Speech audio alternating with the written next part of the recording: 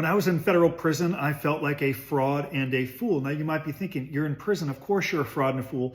Bear with me. My first day in prison, I formed a friendship with someone I describe in my book named Arthur. And we hit it off really well. He got me into running, fitness, exercise. He was very disciplined and deliberate. While we're exercising and forming this friendship, I began to write a very popular blog with the help of my now partner, Michael Santos. That blog became a book, Lessons from Prison.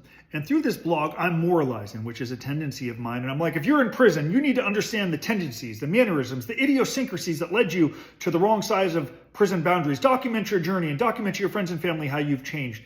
A little bit of my high horse. Here's the part of being a fraud and a fool. I wasn't paying attention to my friend Arthur. For example, in the dorm one day, he's like, what type of fool gets a tattoo too blessed to be stressed across his neck? I walk away. A friend of mine in the dorm, when he would go to the bathroom and brush his teeth and do some stuff, it was very loud. And he'd say, this guy, my God, has he ever lived civil? Has he ever been civil at anywhere in his life? Where was he raised?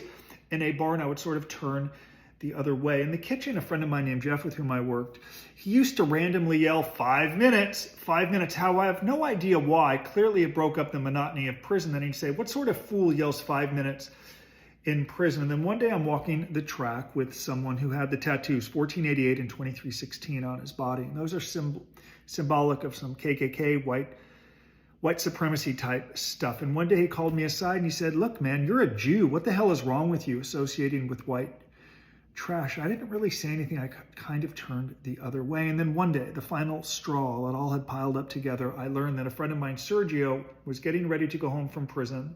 And he was told he had a job at a fast food restaurant. Everybody celebrated. We gave him a hug. I'm like, dude, that's great. He walked away and Arthur said, what a fool. I would rather stay in prison than work in fast food. And I said, that's it. I'm done with you.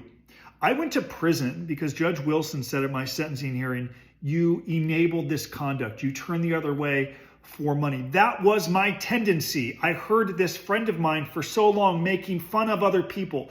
This white supremacist, yes, he was at one time. And I later learned he was in a Utah prison, state prison at 19. And he had to get these tattoos, he said, to be accepted, to save his life. The too blessed to be stressed. Yes, that was the culture and that's what he did. But he was one of the best dudes I met in prison. So if you are going to prison, as moralizing as it sounds, why did you go? I went for enabling, turning the other way, thinking things were okay. And I finally got to a point in prison where I said, I don't want to be a fraud and fool anymore. I'm tired of this person making fun of people who did not have the opportunities and privileges that we had and squandered. If you're going to go to prison, learn, be authentic, follow through, and don't be a moralizing fool like me unless you are prepared to follow through. I wish I'd started sooner and took 3 months.